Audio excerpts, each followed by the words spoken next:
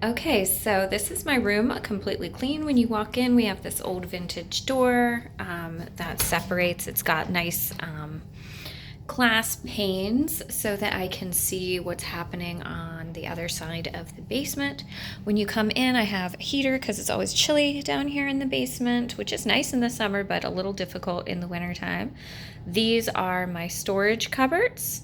So this is my completed stock, and then I have my batting and like large pieces of fabric and interfacing and all of that kind of stuff. In the larger cupboard, I will be getting a replacement cupboard for this that's vintage that we just found at an antique shop. I'll pop a little picture in if I can find one, and we just have to do a little repairs to it. But this one's caving in because I keep too much stuff on it and on top of it for this like cheap plastic, or whatever that pressed board covered in plastic is. It's not super nice. Then on this side of the room, I have various and sundry different craft supplies in the drawers here. So I have like painting and drawing stuff, so all of my paint brushes and things that I have. Then in the drawer below, I have all of my gluing supplies, cutting and different tools, and some wax and clay. And then I have weaving and this long cutting thing that didn't fit, and just some miscellaneous stuff down in here.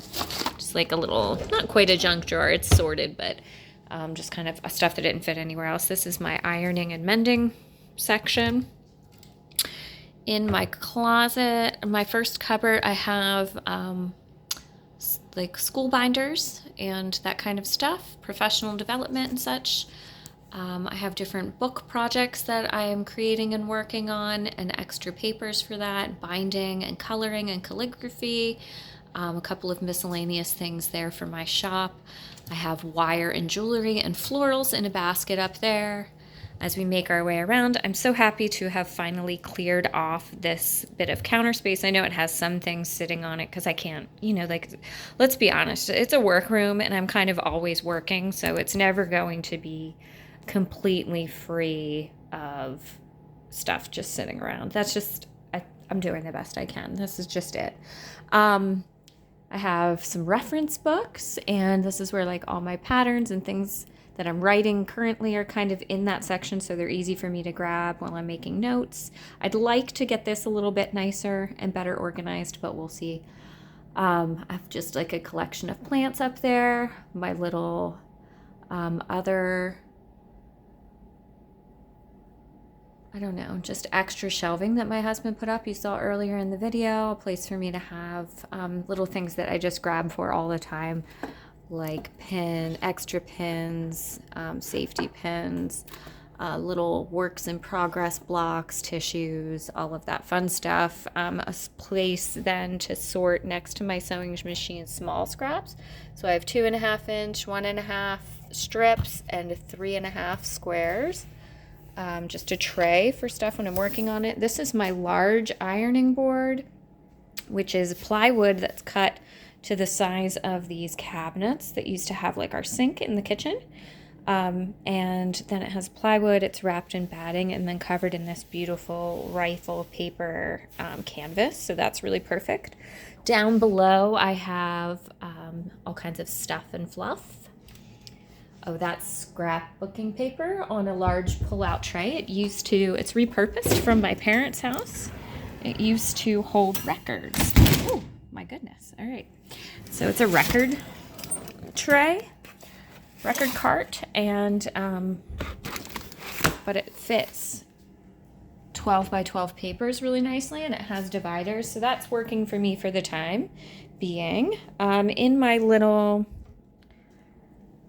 cabinet here is small things that I use, so like buttons, Velcro, different clasps, zippers, some small threads and different stuff are tucked in here, elastic, all of those things.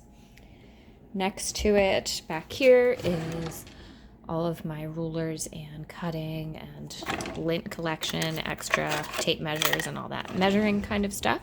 Down here I have binding and seam tape and fold over edges. I can't think of the word. All of my scraps storage, so my small bits, and they're color coded, so pink and purple, yellow, orange, red, blue, green, green and brown, white and cream, black and gray. And then I have a couple things that are like already sorted, so all the stuff for my Minky I put in these bins, so whenever I'm making those Minky blankets I look through and I have stuff that's the correct size, and then I just sort of work through making little curated collections of things. So this is all triangles, wedges, and half square triangles, which I need to get in here and like make something out of this stuff and use it up. So it's like leftovers that need to be worked with. I didn't do anything to change my fabric sorting. It's basically by color. That works really, really well for me. I have a little calendar and receipts, just stuff that I grab for all the time, like pen, pencil, scissors, glue, lotion, chapstick. Over on this side, I now have a drink and scrapbooking stuff, because I like to keep personal scrapbooks. So that's like things I've pre-made and memorabilia. Here's where I can weigh packages, pencil sharpener, little bits and bobs, all of the albums that I'm in, extra box of stuff, photos and whatnot. In this closet, I now have like die cutting, my Canon selfie, stamps, punches, extra paper, and this is all stuff that's waiting to be put into our travel albums from the other year, like memorabilia I brought home. So that kind of thing is in there. I love that. In here, in my sewing cupboards, I have embroidery floss and all of the bottle bags that I cut that didn't get put together before my show in the winter, so I have to finish with those. Felt and ornament making, coaster kit stuff, and teething bunny supplies. And that bin is sort of random. I think there's cross stitch and extra embroidery projects in there. Got a drawer full of scrapbooking stuff and washi tape. Look, oh my gosh, I couldn't be prouder. I have one empty drawer. What should I do with it? I don't know. I'm hoping that I'll keep a little flex space so I can tuck things and I don't have to leave as much out on my counters, but we'll see. This is sort of stuff that needs to be finished. This is my terrible whip drawer cupboard. Some stuff I didn't even start. I just have these bundles pulled that I really love, so I need to finish with that stuff. In-process projects, which maybe we'll go through here and try to get a handle on some whips in 2025. More scrapbooking things, so my cards and little tags and labels and things that I make from scraps. My monthly kits that I make from all of my stuff. I sort of make little curated bundles of things and color combinations that I can pull from for the different months. In this drawer down here, I have all my stamping things and stickers and paper and smaller papers and labels. So that's a lot of stuff. The extra cutting stuff over here. And finally, some stands and like a stool. Then at my desk, which used to be pushed all the way up over there, you can see now it is more out in the center of the room, which I'm really happy with, having that flow all the way around. I had it pushed over because originally that was mostly a dead spot and I didn't use it. And I regret that now, but at the time I was so used to working in a U in my previous space that I just didn't even think about it. But I'm loving having the flow around my room. So this is my sewing desk. It is the owner of the house. We cannot figure out how to get it out. It's an original desk. I'm not sure where it came from, but it is a behemoth thing. You can see. I ordered a little contact paper to cover the front of it, some of that really pretty peel and stick like wallpaper stuff that's out now, just because I'm sick of looking at this and it's not in the best shape, but there's not a good way to rehab it other than just sticking stuff on it. I have a really nice large cutting mat I have my own cutting, like measuring tape here for measuring lengths. My Janome Skyline S5 sits here. I have this wooden spool from a Amish sewing shop, and I love this. It allows me to use really large spools of thread, which I would not otherwise fit on my machine. I have all of my cutting tools and little grabbing things here, like turning stuff to poke things out and marking stuff, my shears, and my rotary blade. I have my most frequently used threads here. And that's just basically all the neutrals that kind of live out here.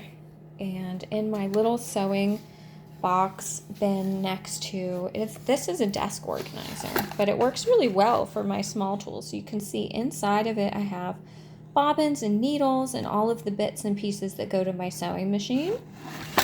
In that little drawer I have a spot to sit drinks and my little snips for snipping small threads right next to the machine. I always have the garbage bucket. I don't know if you're familiar with Rachel Ray's garbage bucket idea from way back in the day, but that just having something really near to you that you can just toss something in has made a world of difference in keeping my space clean. So if you don't have something sitting right next to you to throw your garbage in, like an open bowl, it makes all the difference. Down at the other end, I have a large kitchen style garbage can, and I still would just throw trash on the floor because it was too hard to flick into that, too far away from my machine and my other workspace. But the garbage bowl is incredible.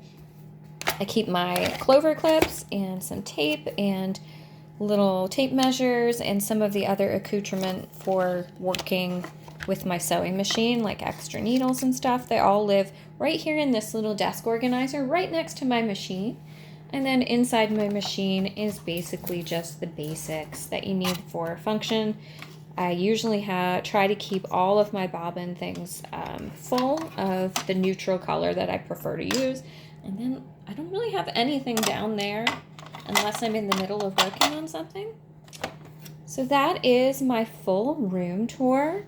Oh, over here, almost forgot. This is my wall that I just kind of redesigned over here, and it's got all of my threads in this vintage ammunition cupboard that we found in a garage. So I can have everything laid out in rainbow, and then I've decorated some of the dead space around it. So super happy with that and being back in here. And then I just need a picture for that picture frame and we're all good. So thank you so much for joining me. Happy 2025. I hope you get reorganized, and I'll be back really soon with another project update and what we'll be working on in 2025.